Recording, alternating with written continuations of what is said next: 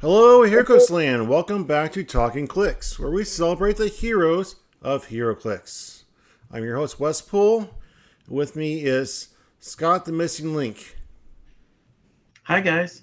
Hello, Scott, Missing Link, the clown prince of podcasts.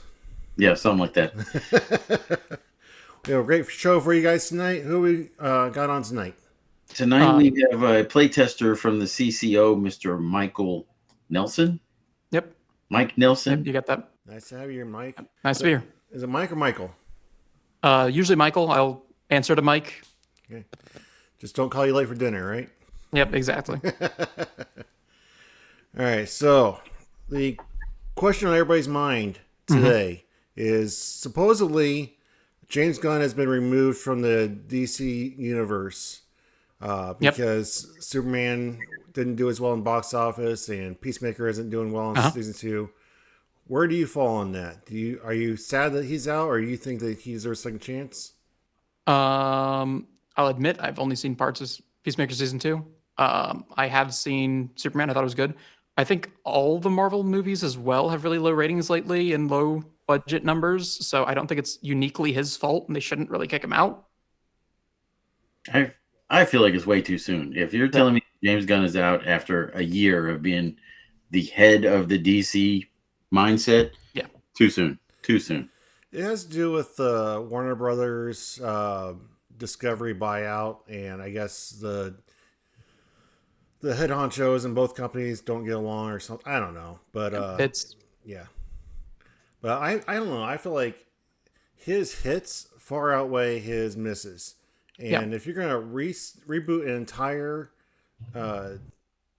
intellectual property for the 10th time, give the guy a chance before you do it all over again.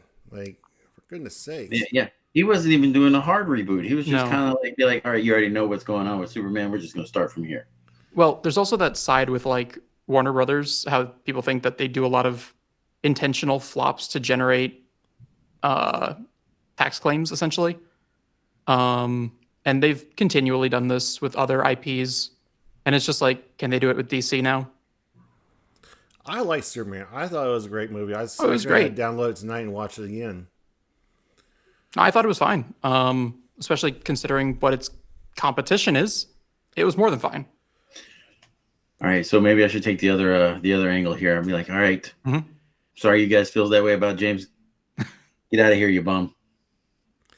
Do you think there is a superhero exhaustion? Do you think that people are just played out? I think they're less bored of superheroes as a whole than they are of the formula of the movies they continue to follow and continue to just churn out. I say superhero movies have turned into Nickelback. As much as I actually enjoy Nickelback, a lot of their songs are just the same song formula. Change the lyrics, change the keys a little bit. That's it. That's all the superhero movies are. Anytime you have a superhero movie that kind of does a different story structure, it tends to do well. All right. I agree. I mean, I feel like it's been in our face for so long that people get a little fatigue on it. But it doesn't mean the stories are bad per se. No. Yeah. All right. So tell us a little about yourself. How old are you? Are you married? I am. Hold on. I have to think about that for a second. I am 25. COVID did a number on trying to remember what year it is. No, I am single. I'm out of one thing that is of note, obviously. If I'm doing CCO stuff, I am out of Orlando, Florida, so that's why it's hard to come up to a lot of the northern events, if some people out there haven't seen me around. All right. So how did you hook up with the CCO? David Newmark is just a local player, and he's seen me build a lot of weird different things, break enough formats that he's like, yeah, we should probably just bring you on to break the format officially behind closed doors so that it would be better once it's in the public. So David Newmark actually plays? Because I've never actually seen him play. He did play at Worlds. He did okay. My dad was actually his teammate in Sealed. I think Newmark actually went undefeated in Sealed, but the team didn't. So what is your Clix story? How did you get started and how long have you been playing? Okay, so reference. I am 25. I started playing in 2012 around Batman. I've been playing longer than I haven't. Nice. So I've always known, carded figure special powers has not been like the early days. I know a lot of people say I started Infinity Challenge. Dropped for a while, and they usually pick up again around the 2018 mark, like Deadpool Weapon X, not Deadpool Weapon X. What was that one? Deadpool X Force. I think drew a lot of people in. But I started around Batman. I think it was second month of No Man's Land. We had a store down here called Acme Comics. They still exist. They don't run games anymore. But they would get 20 people out a night back in the day. Before there was a huge collapse in the Central Florida area for Clix around War of Light. That's why I'm not exactly the biggest fan of Lantern Legacy. It's just bad taste in the mouth. And the other local venue is actually Cool Stuff itself. Is a local venue back in the day. Cool. As for competitive play, I started maybe 2.5, 3 years ago ish with CCO. We went to the first one. I ran 2 150-point Saturnines. That was the whole team. It did well at first in testing and locals. It just did well, and then we went to CCO, and I just got destroyed by people like Dan Powell, who I had no clue who he was at the time. It's like, who's this dude running Sakari and Iron Man? It's also a little bit of a hitch up at that event that I could get into, but I don't want to. But I will. Because BTU had technically premiered at the event in BRs. They said that the equipment rules were live, and that was when you could first assign equipments to figures at the beginning of the game. And that completely changed the meta, because that was Sakari and Iron Man with the cloak was born, and it has been terrorizing ever since. Yes, Sakari and Iron Man terrorizes me. Yes. Thank you for bringing him up. Now I can have a bad dream tonight. Yep, no, that's kind of the point. Wes, I know that you haven't played for more than like a couple of weeks. Did you ever have the pleasure of facing a Sakari and Iron Man? Yes, I did play during that era, and it brings an interesting question that people are discussing now of Saki with the cloak or Saki with the motorcycle.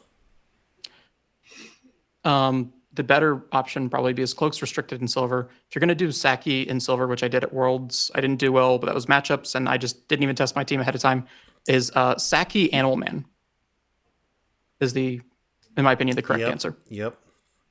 Because Animal Man is phenomenal. Well, you just set him to hypersonic, and then you will hypersonic, make your first move, pick up an object, and then declare, I'm going to attempt to make an attack from this square. There are no available targets. Oh no! And then you just hypersonic, pick up the second one. Shout out to Wizkids for making him unique. Good job, Wizkids. Yes. Yeah, thankfully. Sadly, Sky Tyrant isn't, but... But yes, I was around for Saki. I played Switch back in the day. I teamed her up with the three dice Spider-Man at a Classic. Yeah, that was fun times. The team up was Unis the Untouchable with her, okay? Just saying. I have some experience with Unis. All right, so as much as people complain about the map-wide effects of like Beetlejuice and all this kind of stuff, the tantrum they threw over Switch, I just feel like she is not nearly as oppressive as some of the figures are today. No, she's still oppressive for her point value. Being cheaper than what Agatha was. Agatha got the boot after they're like, oh, hey, everyone switched to Agatha. Just canceling everything within 3. Agatha's, at least in my opinion, worse than Switch. Especially in silver when you have those extra 100 points to work with. I don't know about you all. I got completely destroyed by Agatha with Angler. Like I've been saying for years, Angler's the problem on both of those figures, not the figures themselves. Angler was a big problem, but I like the Angler. I would run it with the Legacy Leech. Yeah, Leech with Angler. I think I got that one thrown at me by Crampton. That one was not fun because that was when Cannon Event was still around, so he just moved away from a construct-triggered Cannon Event. I'm like, all right. All right, so you are a play tester. What are you play testing? Okay. The format itself, as shown on the Facebook post, he kind of hinted at it. I'll hint at it a little more in depth. It is a true 2v2, as in both players are on the map against the other 2 players. It is not ABC. There are 2 players. Think of it as trying to bring back that tag team style. Because I know there's actually a fairly large overlap between Heroclix fans and wrestling fans. Not due to WWE, but I bet it helped. So yeah, a true tag team. All 4 players are on one map. So Wizkids did something like that years ago, before your time. Yeah.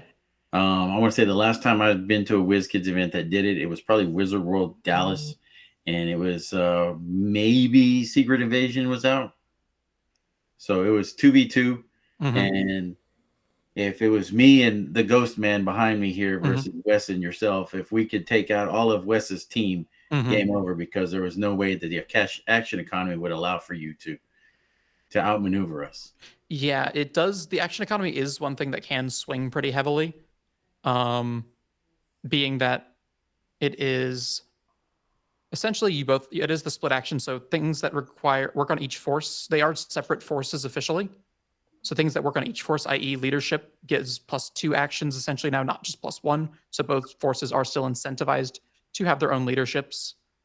I think they actually showed a picture of the first playtest online. Yeah. So you could see at one point there was a double Kong that was fielded. Yep, saw that. And yeah, that's not making it through, in my opinion, at least so far. It is Kong has some interesting wordings based on how his powers work that I'm not okay with. So I'm guessing that y'all are going to have a hefty restriction list and or ban list. We're working on the ban list currently, essentially. That's the biggest thing that we're testing right now is restrictions bans. Mostly because some things, also since you saw Kong, you know it is not modern. Essentially, silver adjacent. How close it ends up being to silver with ban lists and restrictions is what we are still currently testing. Some things are, I haven't found anything that's genuinely weaker in this format than it would be in silver, unless it's something that's purely point based on point totals. Like, we're not going to make you field 800 points between you and your ally. That's too much. But it is a lower point value format for that reason, because we don't want 1,600 points on the map. Okay, so maybe you can get into this. I have a couple questions on it. If I run a prime figure, will my teammate be able to run a prime? As of right now, yes. They are separate builds, separate forces. If I am running Beetlejuice on my team, can my teammate run Beetlejuice? If he is allowed, because it's silver-ish, so we are still using the silver as a baseline on what is allowed, and then we are checking some things that might be stronger, might be weaker in the format.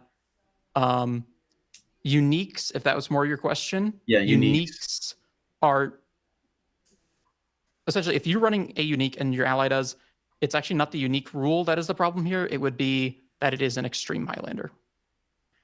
Okay, so I like the extreme Highlander between the two, because that means I'm not going to run Prime Colossus and Wes is going to run Prime Colossus. Exactly. That's what we were testing with that double Kong, and we came up with like, yeah, this shouldn't be a thing. Okay, so will the extreme Highlander rule cover generics such as the real name Various or multiple man type things? Because I hate that when I'm building a multiple man team. I agree. Multiple men are really cool. I've played against them. I've played them. At least so far right now, they are not allowed still, because we are still trying to use silver as a backbone. We don't want to try to reinvent the wheel. One thing I will say is, note the name of the format is double issue. It is not insert metal age. It's not an age, it's a format. Think more like pulp, think more like theme. It applies to an age, it's not its own separate age. So, sideline, how is that affected in the game? I do not think I can talk about that yet, but I can tease. Don't worry about it. Is this I think I know where that leads. Is this strictly a CCO format, or is this going to be adopted by Wizkids overall? To my knowledge, right now it is exclusively CCO. If Wizkids wants to pick it up for further events, I assume they would have to talk to David Newmark about it, but I assume he is more than thrilled to do it. CCO is a Wizkids affiliated event anyway, just like Rock. So if it shows up at Worlds like Silver did, that'd be pretty cool. Awesome. So is this something you're going to be doing more going forward, being a sounding board for new ideas? So far, that is Newmark's decision to bring me on for CCO. That's not a Wizkids decision at all. I would love to be a sounding board for more things, more possibilities to just break more formats. Because if you go into the history of what I've played at tournaments after Saturnine, that is, it's just been like I play it, it gets eroded. I play it, it gets eroded pretty much instantly. Okay, so I want to dig into a little bit more of the playtesting time frame itself. How much time do you spend a week per se on trying to build and or break the format? Essentially, counting the event and whatnot, last week was probably close to 15 hours total. A week or just total? And in the past week was about 15 hours. Oh, wow. A lot of it is just pure theory craft still. A lot of it is pure theory craft because I can't exactly just summon 3 other versions of myself to test with. And part of it is trying to strike that balance between you and a teammate, and where Heroclix is very much against coaching rules. But part of this is it's meant to also be newer player friendly, because like you could have a more experienced player and a newer player that wants to get into the format, play together, and the more experienced player can help the newer player a bit. So it's trying to find where that line sits between helping your teammate and playing for them, because we don't want anyone playing for anyone. That's just never a good feeling. Oh, yeah. I mean, it doesn't feel good when it's happening against me, and I don't want to have it happen against my opponents. All right, so the store that I play at, we have roughly 8 to 12 people show up on a week. I love when someone says, hey, I need some more data. Can you run something of this nature? So if y'all need extra data ran, give me the build and we'll run it, and I'll get you the information back. Yeah, the basic version of it was up, I think, in HC units when we ran it. Which basically the rule of thumb right now is use the standard silver ban list. It will be different, more than likely, because we're still waiting on a new silver updated ban list, as well as whatever changes we end up making. I can't say what the final will be, but personally, I'm a fan of take what they already have restricted and add more to anything that is more powerful in this format than it would be otherwise. I guess the perfect example is Exosword's Saturnine, the 35 pointer. Like the OP kit, 35. Yeah. Just because her ability is once per turn, you can increase or decrease by 1. And now there aren't 2 turns, there are 4. So you're doubling how often she's doing things. Freya and how prob control would work, because prob control is again a once per turn effect, meaning you're doubling your amount of probs, but she can get up to like 6 to 12 probs depending on how many Asgardians you see. It's like some figures are going to be far more powerful in this format than they have been previously. It's just up to the players to break them. Exactly. And then for y'all to react. That's why I'm trying to pre-break as much as I can. So whose brainchild was this to begin with, and how much has it evolved from the original version? So I don't know where it was before I was brought on, essentially. Newmark told me about it and basically said he wants me as playtest lead. I actually think he said, I want you to playtest this. And I found out I was quote unquote playtest lead the same time everyone else did when they read the post. I was like, okay, I'll take it. It'll look good on a resume, I guess. I don't know. But basically, it is still being worked on. The base rules were there, and it's just tweaking things, trying to find the fine line between, is this good for a diverse meta, or is this just going to fall into more people running the same things? Oh, you know it's going to be the more people running the same thing. It always is, but if it's silver-ish or something of the sort, then there's going to be pocket universes that actually work for themselves. I believe the last time that I heard of a 2v2 event was actually King of New Orleans last year, or earlier this year. I believe they ran a 2v2 at that event. I would have to pick Aaron Morgan's brain because he was the one hosting the event. But I want to say that they ran a 2v2 at that. I think it was a Friday night. Yes. So it might have been. It was the Alphabet Soup one, wasn't it? I don't know if it was Alphabet Soup or not, but I know it was a 2v2. Yeah. May have been Alphabet Soup. Yeah, because CCO has done 2v2s before. Like we had done Alphabet Soup, we had done Apples and Oranges, which was essentially a Prince and Pauper format. I love that one. I loved it when the multiple player formats, each player had a different format. I thought that was the coolest thing because we have tons of people in our area that love Pulp. They love Pulp as favorite format. But between it not being a real format at Worlds this year, quote unquote, being the last day and more of a side event than it was a true marquee. Something like that would be like, hey, I want to run Pulp. And then someone else goes, okay, I'll run Silver, because a lot of people in my area don't like to run Silver. I don't know why. But it's just they don't like a lot of the older figures or having to know all of those older figures. Because a lot of them are just getting back into the game now, and they stopped around War of Light. So when they're coming back, puts a big hamper on you trying to remember or learn everything from that just retired to modern. Now, granted, some of those older sets that are in Silver Age, they don't see much of anything, but there's one fig in every set that'll just come up. I mean, I would challenge you. Like, what Elseworlds figures are you playing? Elseworlds figure. No, sorry. I always think Jakeem Thunder is Elseworlds. He is Joker's Wild. And Joker's Wild again would be like Bizarro. Elseworlds, that Green Arrow, the one-armed Green Arrow, still pretty solid. A little expensive, but yeah, he's does he start? No, does he start with Leap Climb? I think he has a special saying it may be Leap Climb, but so him web swinging, I can see it work.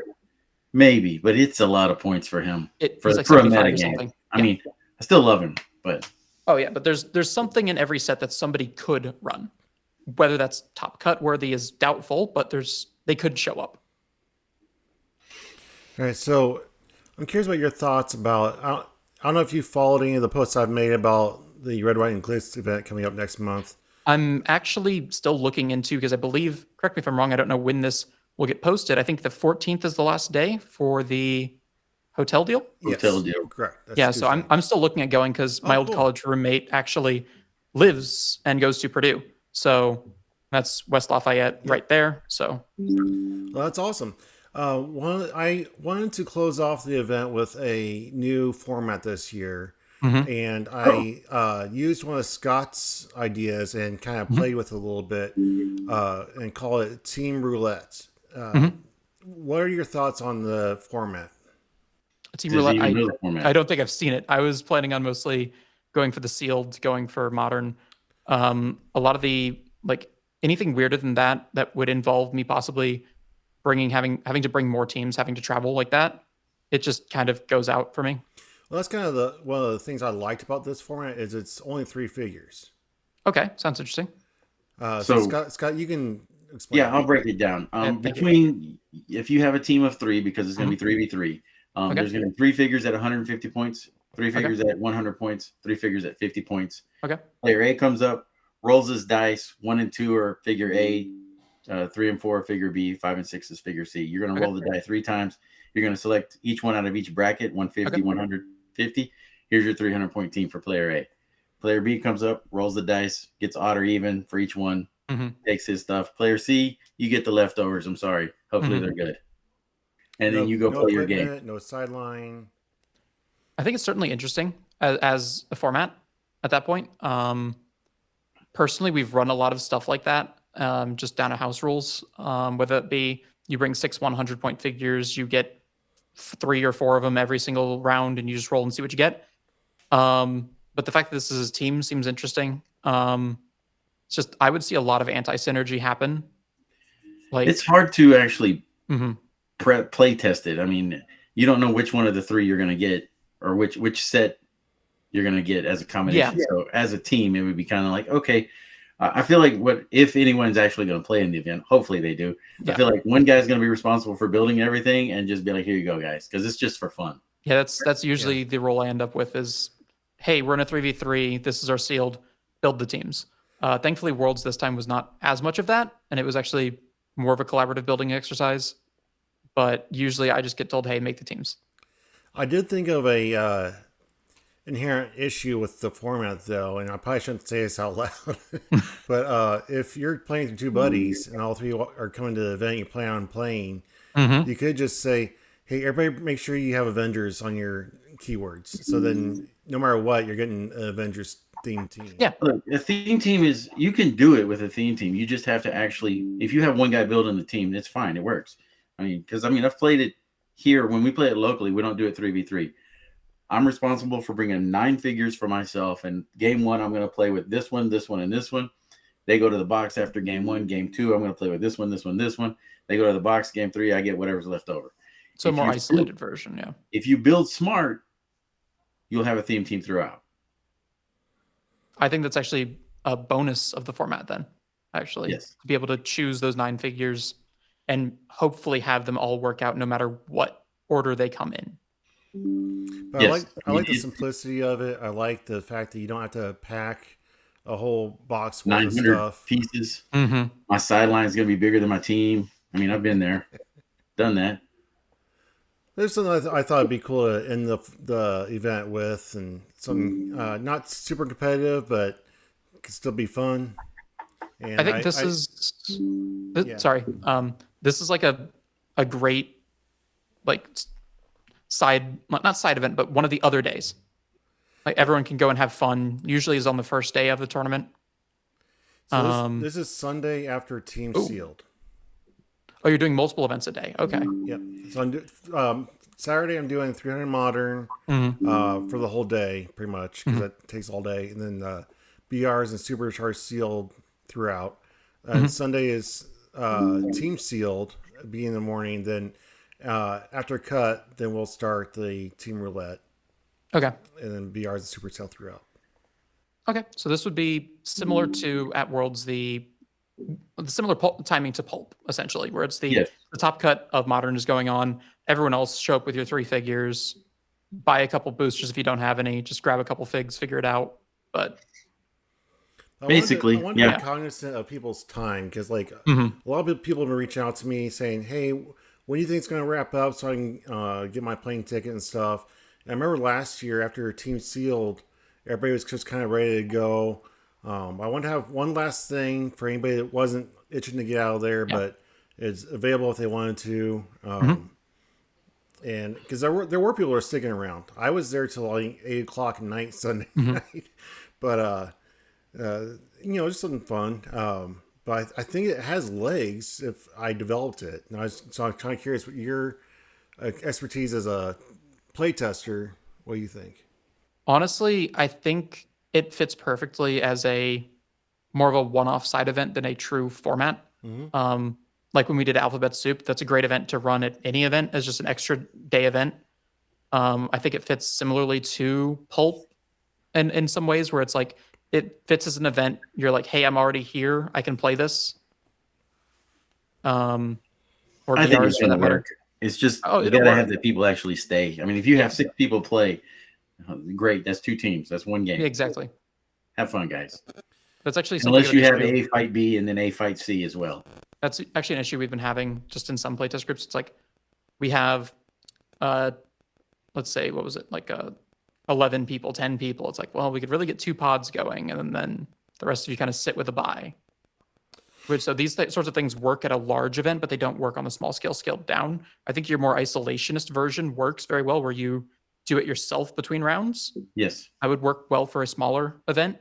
But so then there's more stuff I got to bring. So it's more stuff you have to bring. Yep. Which 9 figures is still less than a 300 Modern team anymore. So I also like it because making a team event right after Team Sealed, you've already got your friends with you. So exactly. So you miscut. Hey, I still want to play with you guys. Let's go to this other team event. Yeah, that'd be the perfect time to do it. But if they're hired assassins, then you got to pay them more. Well, my hired assassin, my teammate isn't coming. So who's not coming? You. I mean, it's been some deep conversations. Yeah, I know. I told my wife what your wife said, and she gave me that stare down. She's like, yeah, she's not alone, is she? It'd be like that, yo. It'd be like that.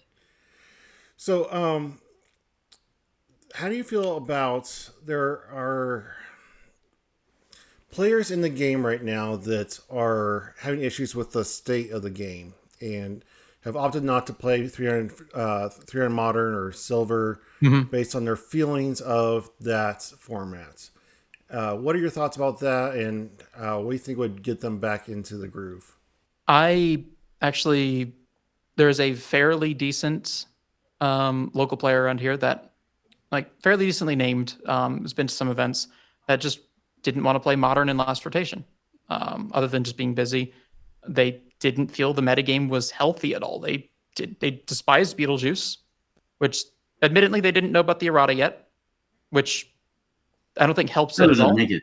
No, Yeah. it makes it a little bit more bearable, but I think when somebody says that they don't find the state of the game healthy, a lot of the times it comes down to the translation that I hear is, I can't play what I want to play, so I'm not going to play.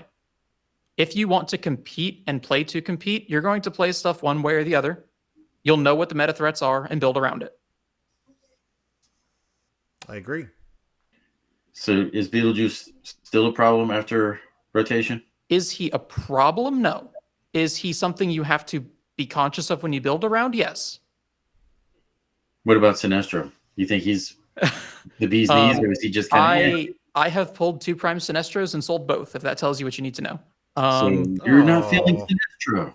I think it limits you as much as your opponent, and it feels a lot like Main Force Beetlejuice, where it's like, yeah, I can play this thing, and my team is more adapted for it, and I can play around it, and my opponent might not be, but I think he'll end up the same as Main Force Beetlejuice, where people just start including it in what they build around and go, let me make sure I don't have too many high modifiers, make sure I have just a lot of high printed stats that I can still work with, make sure that I can still play the game even when he's on the field. He's a building hazard. Kind of like, what was that guy's name? Grey Ghost. Yes. Where he could just KO all your bystanders. And it's like, okay, he just served as this check and balance to certain figures. So I went to an event last year right after the poison ivy plant thing was rolled out, and everybody's like, "Oh, you gotta be ready for these plants. They're going to be everywhere." There wasn't one poison ivy at the event. So I ran poison ivy plants 2 years ago at Rock Now. I was like one of the first people to really run the multiple ivies. I ran it with Man Thing, and this was back when you still had long maps, obviously. And I thought that was actually a much healthier version. Double Ivy Man Thing was a much healthier version. It was played mostly around Pen Poison on Red Ring. It wasn't this high in power, high impact damage. And then they just said, oh, we're always on short maps now, so Quad Ivy became king, which was not healthy. Look, that Poison Ivy, Double Poison Ivy, and Man Thing or Swamp Thing or whatever it was on the long map with all the walls. It was the ROC map, whatever it was. To heck with that. Yeah, King's Tomb, or I ran Warlock Tunnels at the time. Yeah. I mean, I feel like it's fine as long as you're not burying yourself up also, because if I decide to just bum rush and I still can't get to you, I mean, like, what's the point of playing? Yep. I was running like double stop signs ready to stop anything that came in. But I've had it played against me plenty since. And it's like when they sit down with plants against me and they think they're going to do well, and it's like, you don't know who you're against. I know all the tricks on how to stop it and I'm going to let one go through. If they place their plants next to a wall, that is a major mistake. Never do that, because you'll just destroy the wall, cover the plant in debris, and the plant's gone. Well, my question though is, it seems like in my few years of experience that when something rolls out that is super meta and everybody's got to be ready for, then they end up counter building for it, and it ends up not being the obstacle that everybody thought it would be.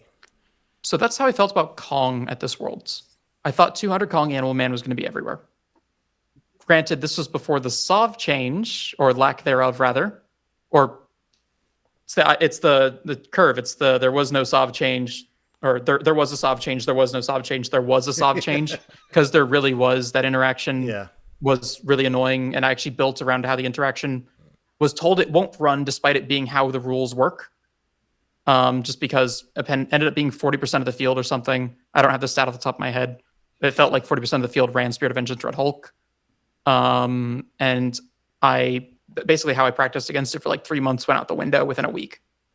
I mean, they dropped that last rules change like 10 days before the event. Do you want something controversial? Sure. Go ahead. That was not an errata. That is how it works.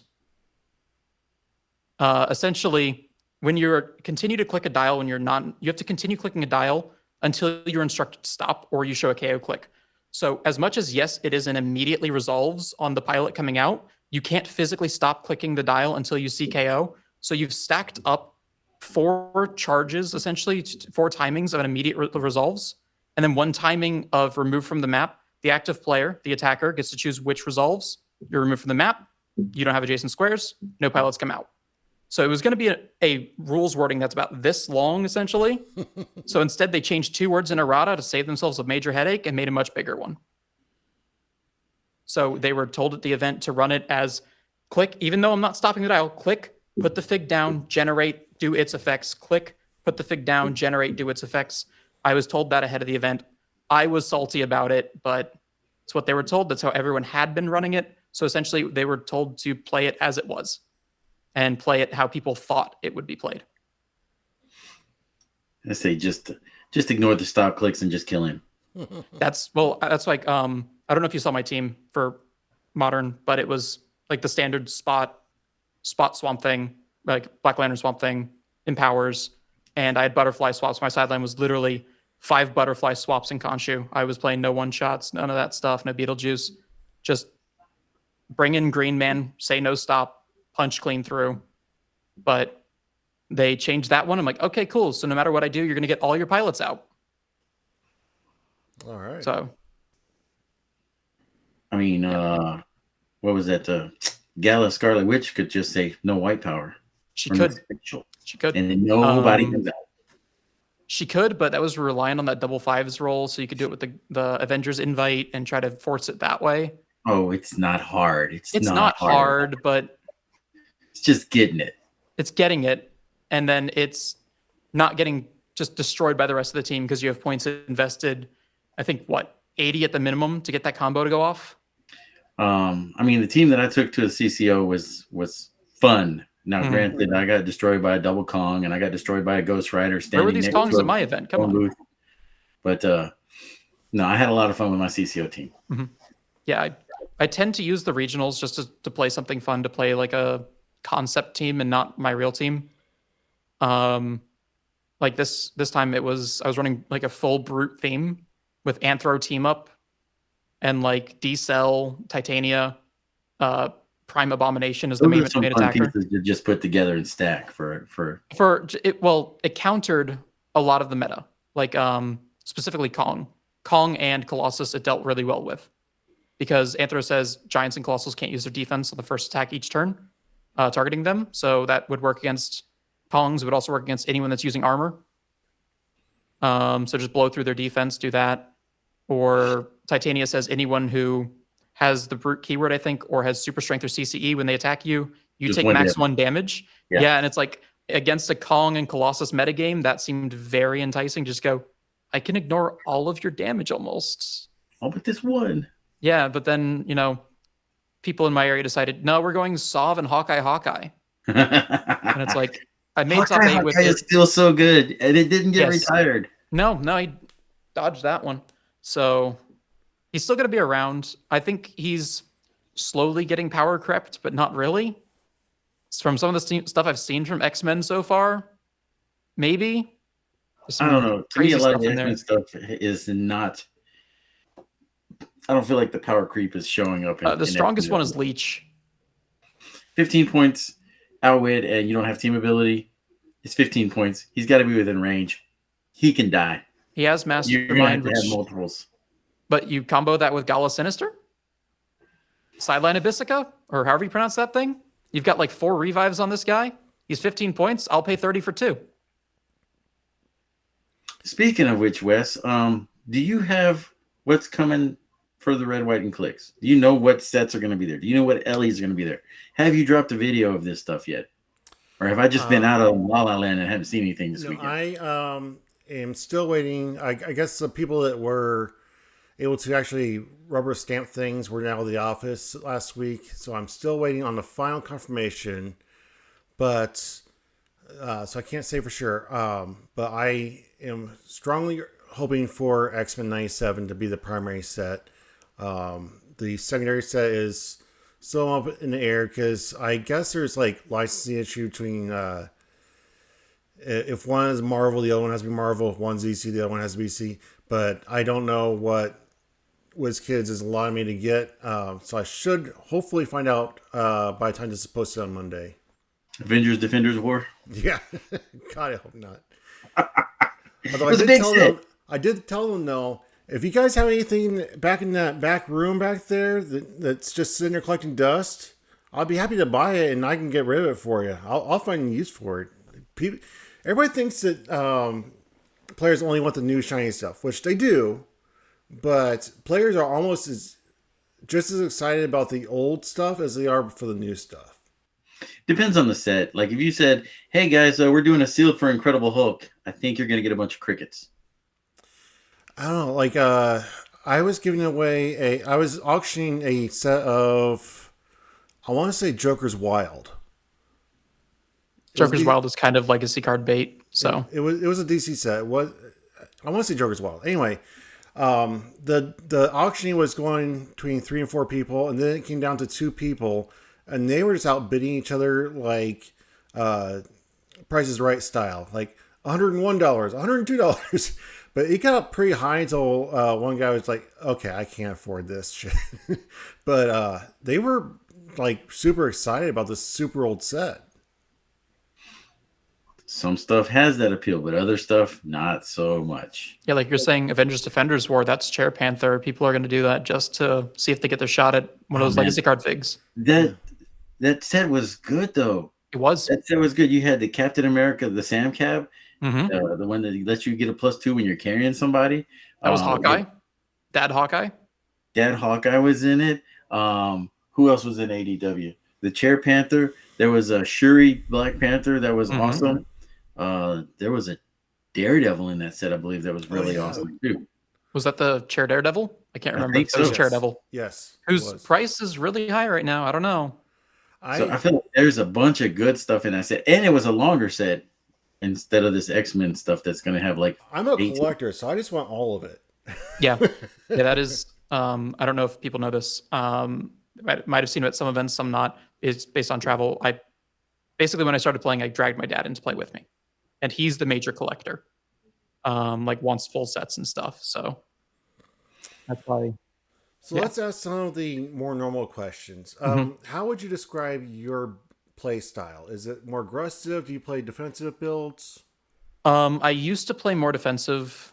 Lately, I've been trying to play more aggressive because I've just missed top cut enough times by just not scoring enough points. And that seems to be how the meta has shifted heavily.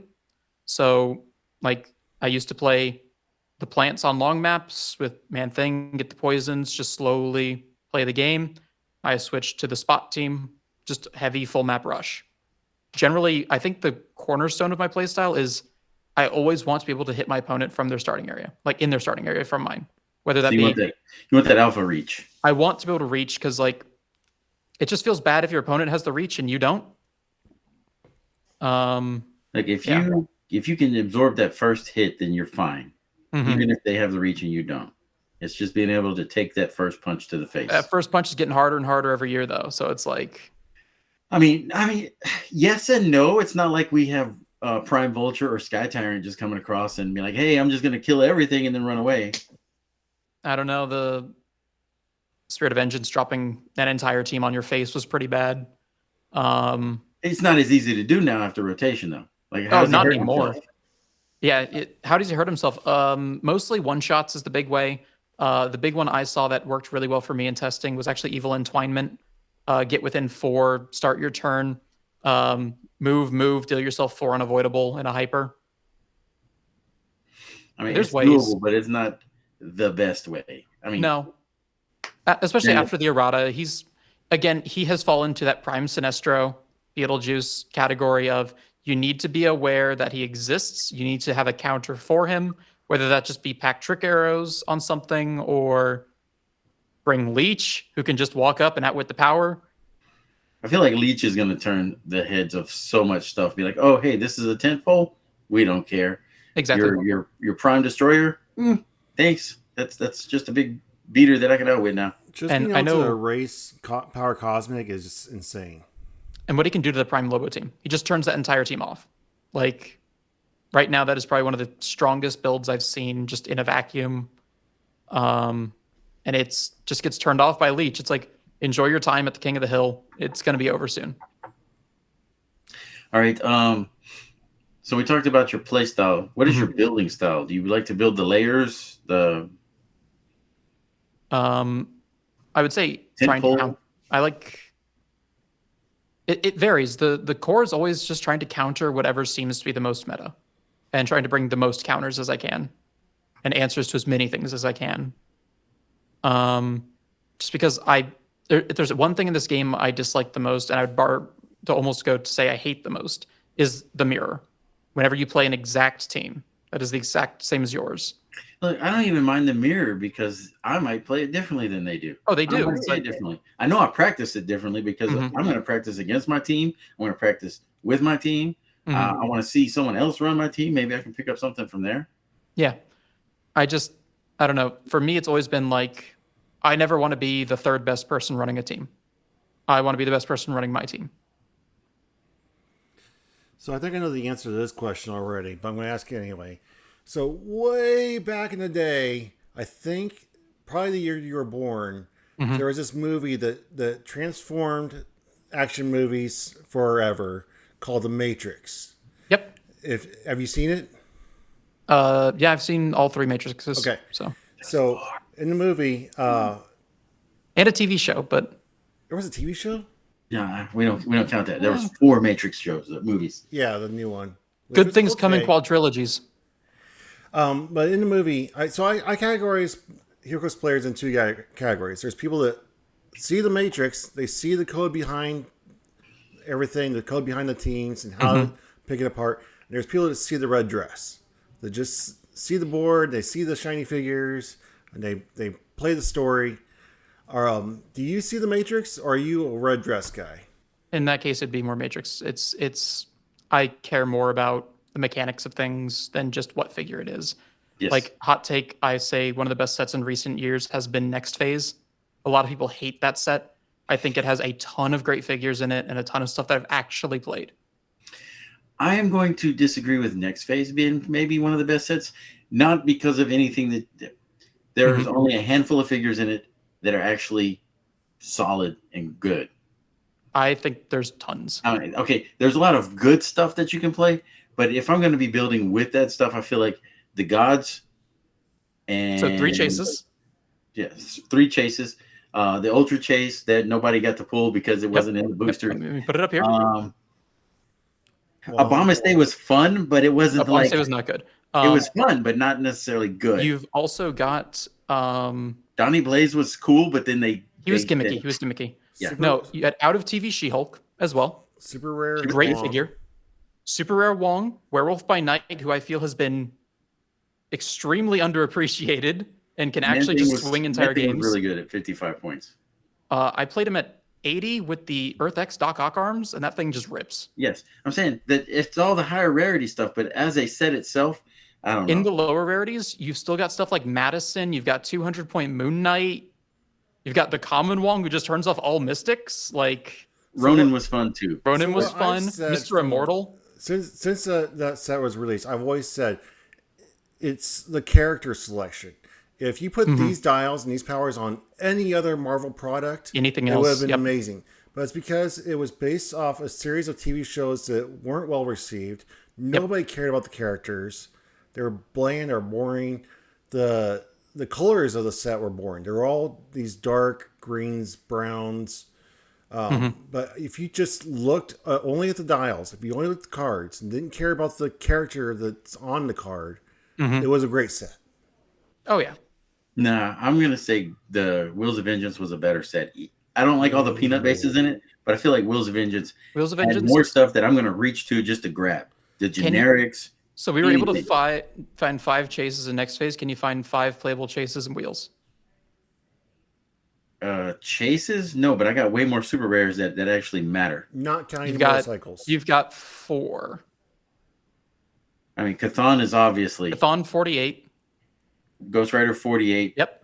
44 was viable, but not great. Blade was fun. Pinata was not great. Blade was fun.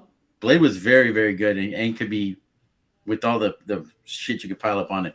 Motorcycles I won't count because they're not of the super rare ilk. Nope. I feel like both Liliths were good. The Prime Lilith not goes against great.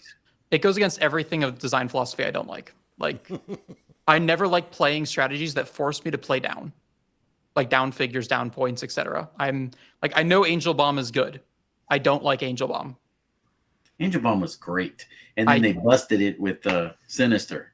It's gonna get worse because of Sinister, or just because Hibiscus free. Oh, because of the Jubilee. Yeah, the Mojoverse Jubilee. Yeah. Just another free res. Well, she's not free. You're scoring those 50 points next turn. Let's be honest. Yes. I don't know. I feel like there was more in Wills of Vengeance that I would like to play. It was definitely a cooler set. I loved Blackout. Blackout to me was like, oh my god, Blackout this dude is awesome. Too bad he's like 80 points, but he was awesome. And then again, when you talk about sets, there's not just the set design on whether it's tiles, whether it's figures, and who's cool. There's also some sets are great in sealed and are terrible when you pick them apart and constructed. There's some sets that have like 5 figures that are incredible and constructed, and the rest of the set just isn't good, or they're super good together, but you'll never pull them together. You talking about Lantern Legacy? I might be talking about Lantern Legacy. A little close to home there. What do you think about X-Men so far? Out of what I've seen, I actually think a lot of the power is found in the lower rarity than it is the high for once. Things like Leech just skew my opinion heavily. From what I've seen of the chases, there's maybe 1 or 2 I like. And that's actually the Jubilee, obviously. And then that Chase Wolverine, the common Chase Wolverine, is incredible. The one with the kinetic claws? Kinetic claws is so good. So cool. Because you run him with the Gala Gambit and just run it down mid. I don't know. I feel like the character cards on the chases, they look cool. The dark ones look cool. I don't know about the light ones. And I'll be the first one to say it, and I'll say it. And if anything happens because it ends up being wrong, I don't think that Chase Nightcrawler is good. Well, no, he's not. He's not worth the points. You have to hit to use blades. And he has to use blades to get his extra attacks. So you have to hit 2 in a row to get the 3rd. Someone senses out and you're done. He's not out. He's outwittable. Like, he's just too many points. He doesn't do enough. If only there was a one-shot that guaranteed a hit, like Rivalry. No, I'm glad Rivalry's gone. That's why I conceded Nationals top 8. I conceded because of Rivalry. Because it was an auto hit into no rollout into a wall, one shot. My main attacker's dead. He didn't even have to play his turn. I told you this. You're gonna do. You're gonna do this, this, this. We're done. And he's like, "Yep, that's exactly what I was gonna do." Like, exactly. Rivalry takes the entire spirit of the game out. As much as, and I'll say it, and another hot take. I'll just keep giving hot takes. Mern was bad for the game. Half of this game is there being a map. Yeah, Mern takes away the map, but Mern also has to be close enough to make it work. No, the map was global. Oh, Mern was okay. The close enough was the no modifier thing. Yeah, the modifier. The map part is what I said was broken. Yeah. And that's I'm just not cool with that. Do you have any nicknames we should know about? Nickname. The biggest one was, it's more of a local one. It's Fun, which stands for FU Nelson. Because that's all I build are fun teams. Nobody enjoys playing against them. So, Michael Fun Nelson. Yeah, that's one I got called a good bit. All right, Michael FU Nelson. Is there a correct way to open a booster? A lot of people say from the bottom. I just say just rip the top off. It doesn't matter. They all go in the garbage at the end of the day anyway. Unless you're going to preserve the pack for some reason to collect it, strip the top off. So he wants to fight the 2 pieces of tape like you, Wes. All right, so I am, during the BRs and Super Sealeds, I'm going to keep a tally of how many are open from the bottom and how many are open from the top. And we're going to say who's more right, me or Scott. I say from the top. I'm a bottom guy. Yes, you just take the top of the back and you peel it back like a banana and just rip it off from there. You don't fight the tape.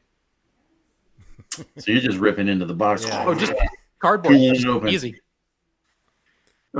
Some people have struggles with tape. I don't know where you're at tonight, Wes, but some people have struggles with tape, and that's Wes.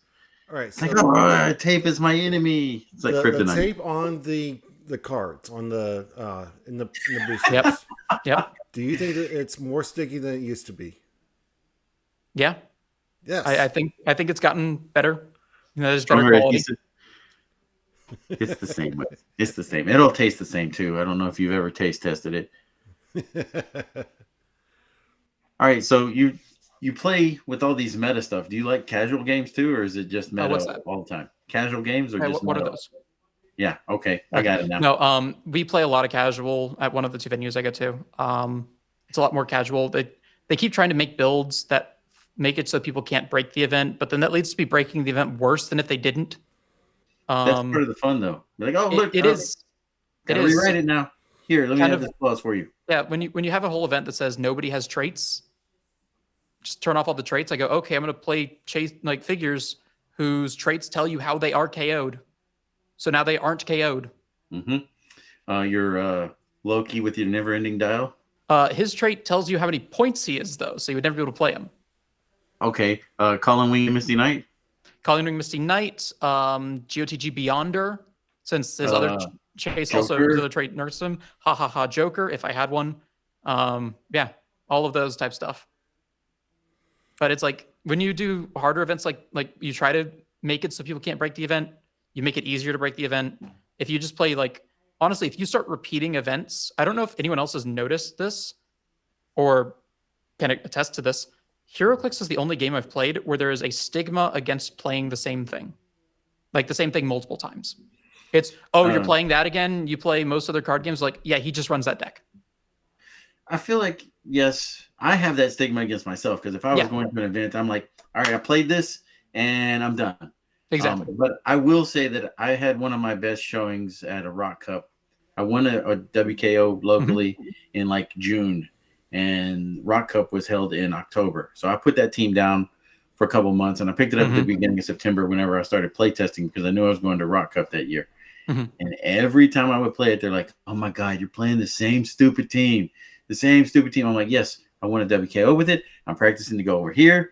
One of the guys that I traveled with, we both made top 32. And he wanted to play against my team because I was smoking him every time. And he's like, okay, I've learned something new. So it was good to have that. But I also understand the other side of it. It's like, oh my God, it's this again. Yep. See, I'm all about rehearsal, practicing, working out some kinks. I don't like putting new teams on the table. It gives me anxiety. I want to play one team at event after event, and when I lose, I learn something from it and carry it into the next game and the next game after that until I have perfected it. That's the way I think. Tweak where you need, but otherwise keep it the same. Yes. So how long are you going to run the same Beetlejuice team that you're cooking up? Beetlejuice. Fully retired? I hate Beetlejuice. You're going to run Beetlejuice, Iceman, and Sinestro Prime, which makes no sense because Iceman gets the bonuses that you can't have. Not Iceman, no. I am cooking with Prime Sinestro, though.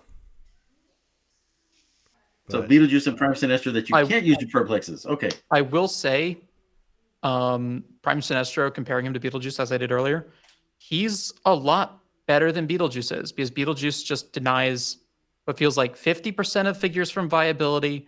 There have been figures that basically will live their entire lives under his reign and will never be able to be played. I've been wanting to play Chaos King this whole time. I had a team with Chaos King Kevin, and it was just going to be me playing a slot machine the entire game. And then Beetlejuice comes, and it's like, all right, I can't play the game. I want to play anymore. You can still play the game. Let the field deal with Beetlejuice, and you just take out the field. No, it's just like I'm saying that specific strategy cannot play. Beetlejuice shelves a lot of specific strategies. Sinestro, you can still play the game as you want against him. You're just not doing it as well. Yeah, it just makes the rolls harder. Is Juice a necessary evil, though? I like him on the sideline as a distraction for potentially Black Panther or Despero. But do I need to bring him in? No. That'll work against 90% of players, yeah. The other 10% are like, I'm running Beetlejuice as Collector. I'm like, you will never bring that thing in. So I only like him as main force. I don't like the sideline shenanigans. I feel like he's better off the sideline because I can put those 2 tokens out there and just leave this Beetlejuice threat. threat hanging over your head and be like, oh, hey, when's Beetlejuice coming? Oh, when's Beetlejuice coming? And it never comes. So I ran a Spot team at Worlds. Everyone knows Spot is extremely free action dependent to run. And like him, Prime Swamp, the whole team was free actions. So yeah, I ran Chair Panther just to ban any Beetlejuice I saw. It's like even ones where I'm like, you don't want that in. It's like you always have to compare your team to their team on like who wants to see Beetlejuice less. And I don't know of a single actual team that wants to see it less than Spot. And since I'm running Spot, I need Chair Panther. And that's kind of the game you play. Beetlejuice main force, it's going to be a struggle, but you can still play it out. I had a Zala swap on a Butterfly ready to go. I had Hell Cycle, just set the thing to hyper. I can still play against it. I was planning to play that. Like I had a mode against Beetlejuice. I think the sideline nerf they gave it put it into an even more broken state. Because yes, you can't summon it with time breakers anymore, but now you can, with Destroyer Armor, get towards this end game of like, I summoned it with 3 symbiotes. They all killed themselves on Beetlejuice damage. They gave shape change to my other characters, which are like a Casey Allen Scott with armor or something, and I have nothing but giants left, so he's not damaging anyone anymore. And it was free. See, I feel like Beetlejuice should be able to hurt himself because he's a standard character on the map. He is. My personal thing is I still think the power actions should have to come from the same character. You never see him summoned across 3 different people in the movie. Oh, no. If I say it, you say it, and Wes says it, then Beetlejuice doesn't work. No, it doesn't work. It's got to be the same person, and whoever calls it in is who gets the unavoidable, because he always torments their life, not whoever you pick and choose. Or let your opponent pick the damage. If there's no other characters on the map to give the damage to, he leaves. He's got to go. Yeah, he should have to go. Himself, just get out of here. Yep. I agree they had to do it because time breakers were annoying, or being able to use an actual power battery as a Beetlejuice battery would just be too consistent. So you're stuck with figs like Kevin, who's gone, but now Chase Loki can do it because he doesn't care about the damage. I would like to see them reset the name tokens at the beginning of your turn. So you bring them in that turn or you don't. You can't just say the name twice and then wait 3 turns. You take 3 actions to bring them in that turn or you don't. I obviously haven't played against Scott because I've actually never seen anyone really do that. Like, I know you can. I know some people have done it where they try to prime it, but like usually it's like they just bring the whole thing in one turn. I feel like priming it is the threat of bringing him in. But you have to have the actions to actually bring him in. And without the autonomous, it's really hard to say 3 actions for Beetlejuice and I'm going to do one other thing. Woo! Unless it's Silver Age. I can do 2 other things potentially. Yeah. There was a, remember the Ant-Man, the common Ant-Man from Smash and Destroy? People were talking about make your whole team tiny so none of them take damage, but you have to reset that every turn. I was like, it doesn't work on action economy. You essentially had to run Spirit of the Game to do it. And now that it's gone to... You have that theme for Spirit of the Game. Yep, and Spirit's gone now. Merlin was a way around it where you get 1 extra action, but... I actually think there are no figs that further increase action total right now. I thought it was Merlin gave you 1 more. He does. I'm saying in Modern. I don't think there is any. No, there is none in Modern. Because I think the Kilowog specifically didn't. It makes it so 1 Green Lantern can act outside of it. Instead of just giving the action total +1. What do you think about the old Killmonger that said -1 to your action pool? I can't remember if he was the same problem as 1776 where he could have multiple effects or if his was unique. Because I remember like him... I think it was unique. Yeah, because there was him, there was DC-10 Brainiac, and then there was... I forget which set it was. There was also an OMA Martian Manhunter that did it. I was fine with it on tent poles because they need to reduce your opponent's action total. That just makes sense. But the ability to pay like 35 points or whatever he was for Killmonger to do it, you would just go and take him out and he doesn't have any way to protect himself. I think that's fine as long as it's unique and you're not just like taking all of your opponent's actions away. Yeah. But I feel like that helped Wizkids figure out, be like, okay, you got to have at least 2 minimum actions. We can't go below 2. Yeah. But I feel like that helped it out. Yeah, because that was the errata 1776 guide, I think. Yeah. Yeah, I was not playing actively at that time. That was when I was at college, so I wasn't playing actively. All right, sorry I interrupted, Wes. So let me ask you some more general questions about you personally. Like, yes, this is a Heroclix podcast, but it's also an interview show. How does it feel to be so young in a field of players that are middle-aged to elderly, like Scott and I? I am more towards the elderly. Actually, today was my father's birthday. He turned 77, so I'm not quite there yet. I think it's kind of cool because while I'm slightly on the younger side of the players, there obviously are some a lot younger than me, some a little bit younger than me. I will admit, as weird as it sounds, in the local area for the longest time, I was always compared to Isaac somehow because they always heard about this wonder kid, whatever, and then it was like always the what would happen if you played. I just always looked up to Isaac for that reason. And I played against him, and yeah, he lives up to it. I think we're even right now on wins, but have you played it, Isaac? Yeah, I think we're 2-2 right now. Awesome. I have not had the joy of playing Isaac. I have had the joy of playing Ed, and he's beat the snot out of me, and Scott and Matt, but I still have yet to play Isaac. I finally played Matt at Nats because I think he was not playing when I was playing a good bit. I've played Ed a few times. I've only played Ed once now. I think my dad's actually played him more than I have. It was sealed, so it doesn't really count. But the last time I played Ed, it was sealed. He had Dark Side, and I did not. Yeah. I just played him recently at Worlds at sealed. I just had a broken team, so. So not in specifically Clix, but just overall, which do you prefer, Marvel or DC?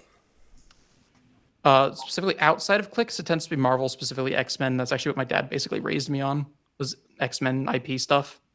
Because he was an X-Men fan back when he was a kid. So. Who's your favorite X-Men? Hot take, I think Kid Omega's the coolest X-Men. Kid Omega. Wow, Kid Omega. Quentin Quire. Okay. Specifically his recent stuff. I'm going to need you to take that statement back about your dad not being a kid anymore because he's still a kid. Okay. We're all still kids. Yeah. I don't even know your dad. I'm just going to stand up for him. Be like, he's the kid too. He plays the game. He does. Has there been a live action Kid Omega? I can't think. Technically twice. Once was in X3 where they named the porcupine dude Quentin Quire. But so that was not the technical Kid Omega. It was not Omega. him. And then there was the post-credit scene in Dark Phoenix where Quicksilver says to a kid, "Hey, you stop running in the halls," and it was a kid with a pink mohawk. So those are the only two times you've had it. Okay. I think Marvel is missing a chance here to have an X-Men like Riverdale style teen drama around the kids in the school. They're missing a chance on it. Yes, I would say so. What's your take on Roll20? The rolling API is terrible. I have rolled more just consistent 1, 1, 1, 1, 1 on D6 rolls. To the point where I'm like, I'll just get a webcam, I'll find one or something, set it down to look at my mouse pad, and I will roll dice, and you can see them before I will actually roll in Roll20. All right, Wes, are you about ready to do our shameless plugs and then move on to the rapid fire section? All right, so I have one community question. I'm pulling this from our Discord. So if anybody ever wants to ask questions on the show, please subscribe to our Discord, and you can ask questions there. This comes and they don't have to be to the guest. They could be to me or Wes or the man in the moon. I'll answer. So all hail Rory Zog. All hail Zog. Which of the announced sets are you looking forward to the most? Of the announced sets, is that including Iconics? We'll say yes. So even including Iconics, I think Power Rangers is just cool. Not including Iconics, probably Strange Tales. Yes. Because I saw that magic at the tease. I hope she's decent. I hope she's not just another transporter carry magic. I hope they actually let her fight for once.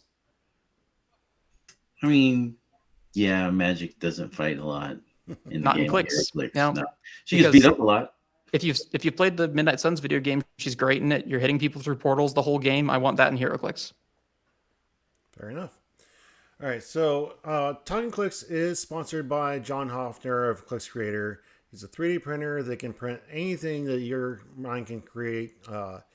He has been furiously printing stuff for Red, White, and Clix, from tokens to databases to cases.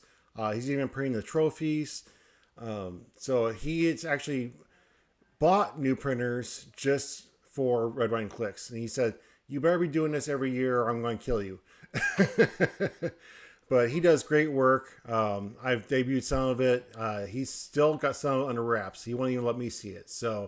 But he's developed a Green Ranger helmet for Scott's son. And it looks amazing. So, have you seen it? I have seen it. Nice. So yeah, anything you guys can think of, reach out to John. He does it cheaper than any other printer out there. He may not have the panache the other 3D printers have, but he will do it way cheaper, and he'll even do plastic for plastic, chase for a case or something. And is he doing the maps for you as well? He's also doing the maps. They were designed by Jay Patel. Jay and I talked about it. We decided to create some brand new, unique maps just to Red, White, and Clix. They are not recognized by Red, White, and or not recognized by Wizkids. They are Red, White, and Clix only or casual events, but they are fantastic maps. There's an indoor and an outdoor. They are coming in paper and neoprene formats. So they'll be available to win or purchase at Red, White, and Clix exclusively. I'm getting my butt handed to me on fantasy football. Same. 2 weeks in a row now. Yeah. Same. I was doing okay for a minute, and then I just got walloped. So I'm gonna pull it up before we get into that question. Yeah. I had Puka Nakua. He went down, so that sucks. Man. My guillotine league, I had Puka Nakua and Marvin Harrison Jr. both knocked out today. Yep. I'm like, no, I could be eliminated today. All right, so Talkn Clix. Since I will be giving away boosters at the end of this, I will just go ahead and list off the people who are in front of me.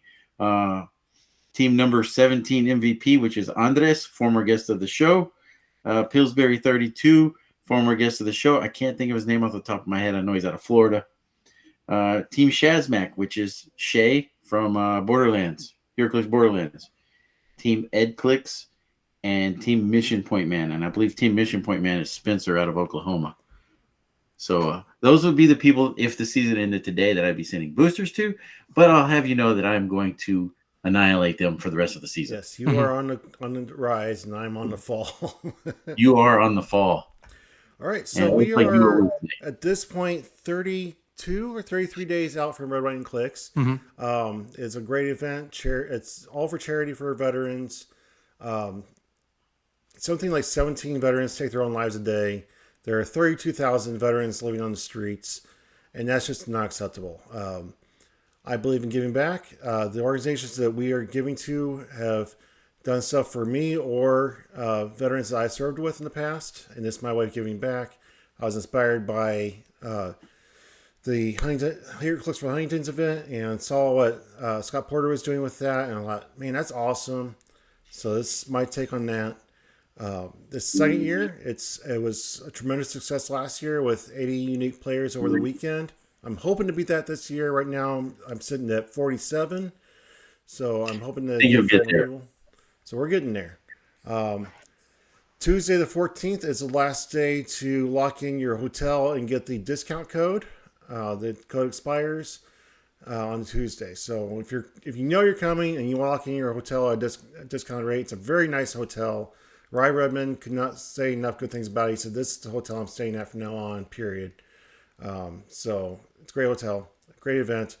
I'm still waiting on confirmation for how much pricing I'm getting, but I guarantee the top 16 in 300 modern are getting a brick of whatever set I'm allowed to hit. And then the prizes start at participation prize is an LE and action tokens, custom action tokens, team sealed. Everything is in triplicate, so every player gets stuff. Super sealed, the BRs are going to be awesome pricing.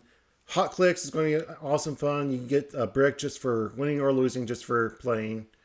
It's going to be tremendous. And that's off of a raffle, right? You can get the Hot Clicks ticket. Yes, I have a raffle with bricks, LEs, maps, gift cards to restaurants, and one of the buckets will have Hot Clicks tickets. Your name is drawn randomly twice a day to play Hot Clicks.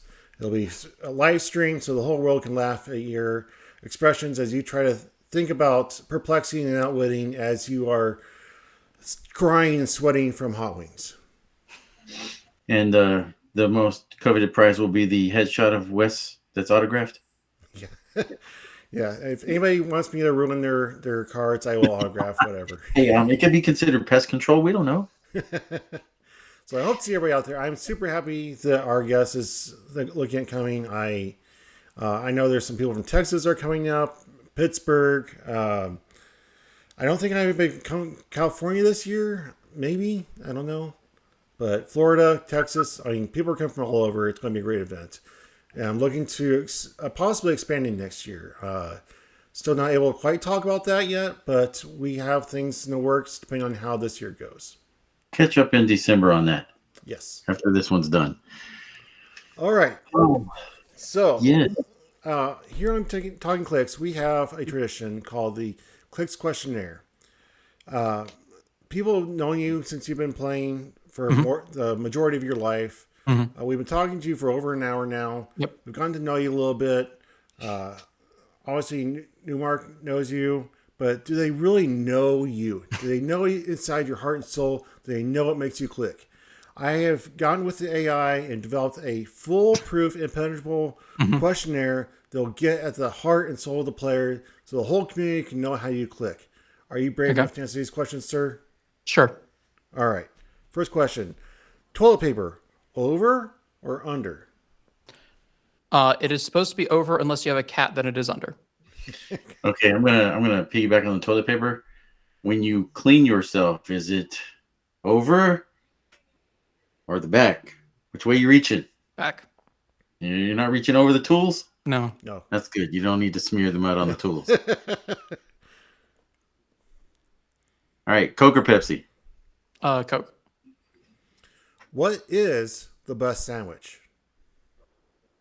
Probably just a cheesesteak. Nice. All right, if you could go back in time to tell your 15-year-old self one thing, what would you tell yourself?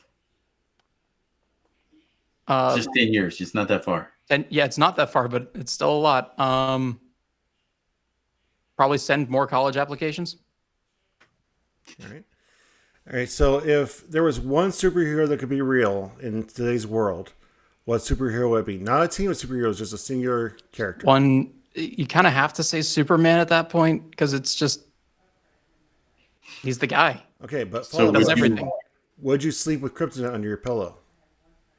If you could get your hands on it, give me a thin lead sheet, then maybe. Because it is still radioactive. That's a lot of close. Lex is bald for a reason. Like, you can't see the hair loss happening. All right. Which power matches your personality? Outwit, perplex, or prob? Probably closer to outwit. It either works or it doesn't. All right. Would you rather win in a big tournament with an underdog team, or would you barely squeak by with a meta monster team? Always underdog. What's the first Clix you ever pulled that made you fall in love with the game?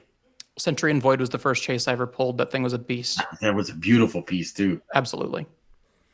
All right. You're outwitting a power on your opponent. Is it super senses or shape change? Senses. Shape change, I can still change targets. Do you talk to your dice or figures? And please be honest. No. More of just the annoyed bang on the table for the dice, and that's all they get. Not even subliminally? No, just like telepathy? I guess at that point, yeah, it's like just do better. Come on, guys. All right. So there's been a box office summer bash movie made about you and your Heroclix career. Who is the actor playing you? I have honestly no clue. Because who's the guy who played Lex in the Batman vs Superman? BVS, that would be Jesse Eisenberg. Yes, you remind me of him. Okay, I'll take that. All right, which piece of Heroclix strategy advice do you ignore, even though you know it's good advice? Sorry, was that one Heroclix strategy advice? Yes, that you ignore, that you know you shouldn't. You know you should always do. Yeah. Sometimes I just don't play prob. You don't need it. Thank you.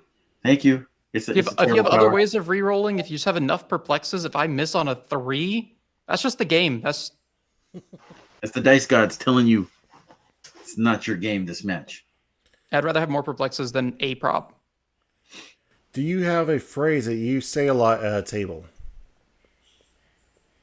Probably just, of course, that happens. Again, going back to not having prob. Of course it happened. Of course that happened. All right. What was the last TV show that you binge watched? Binge watched, I guess Marvel Zombies. All 4 episodes? Yeah, all 4 of it. Yeah. Thought it was going to be longer. I thought there was going to be like another week with another 4 or something. Nope, just the 4. Nope, just the 4. They were decent. Thumbs up? Yeah. I mean, okay, I got why it was 4 because whenever you started doing the Marvel Zombie storylines, the books, there were four books. So I'm like, okay, I can get with the 4 episodes. It makes sense after actually getting into it. It didn't follow the Marvel Zombie storyline at all. Which it was kind of a spinoff of the Disney Plus one episode. Or that one episode in the Disney Plus What If series. Mm-hmm. So, right. It followed along, but wasn't great. I want the people who wrote X-Men 97 to come over and write another season of What If. It's not possible. Why? It's not possible. Why? I feel like the What Ifs are usually one-shots and you don't get a lot of background information in it because you're not supposed to, because you poke holes into it. But it was an overarching story. Yeah, the overarching story part of it. X-Men 97, for those that haven't watched it, I'm sorry. It was phenomenal. Watch the show, please. If your subscription is not valid, go sit at someone else's house who has it. It's worth it. All right, back to the thing. All right. Do you listen to a song or speech to motivate you before a big event? Not one in particular. Would you rather hear, smell, or taste colors? Hear, smell, or taste? Yes. Okay, so as they exist now, probably smell. It's the most associated at that point. It's the most you probably block out. Hears would just be really annoying. I feel like taste would be the one that'd be like, okay, I really don't want to taste you. I'm good. No, because you have like that neutral taste in your mouth 90% of the time, and then you wouldn't have that then. And that would just be really annoying. Same with hearing. It's like you just constantly hear other things. Yeah. Right. Smell, you're already used to smelling constantly. Yeah.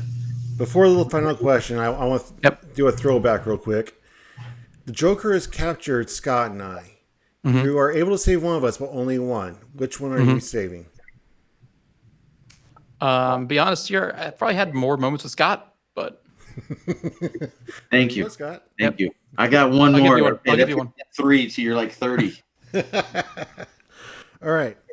So the entire Clix community is connected by a neural network of telepathy. Scott has a number, a 3-digit number that he's thinking about right now. He's going to transmit it to you telepathically, and you're going to see it in your brain. You're going to tell us what it is. It is 3 digits, and it is a whole number. All right. What's he thinking about? 486. No. All right. No. Unfortunately, no. We used to do this with Wes. Somebody actually got his number. Oh, wow. Yeah. And it was like, what? Out of like 70 people, somebody got it? It was a decimal. Yes, it was a decimal. Oh, you said this was a whole number. So. Mine is a whole number. Yeah. So that just proves that it works. I transmitted it to him, and he saw it. It works. Yeah. So that's been Talkn Clix. It's been awesome talking to you. You have some tremendous thoughts about the game and about formats and characters. I love talking to you. I wish we had more time to talk to you now.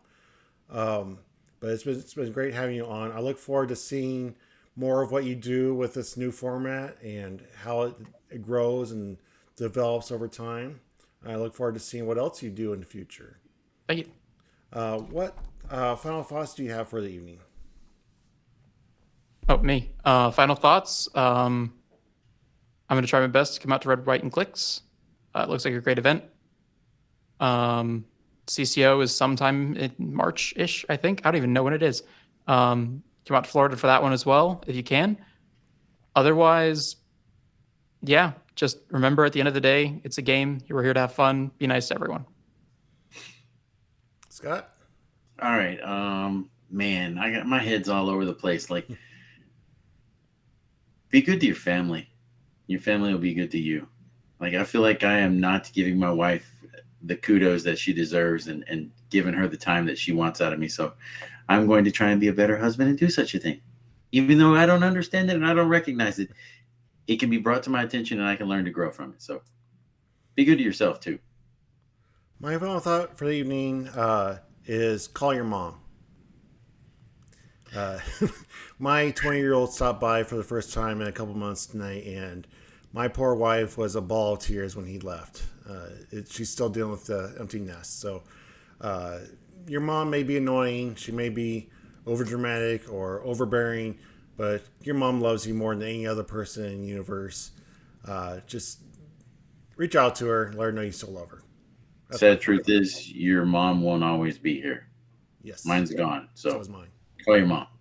Mm-hmm. Call your mom. I still talk to my mom every day, but call your mom.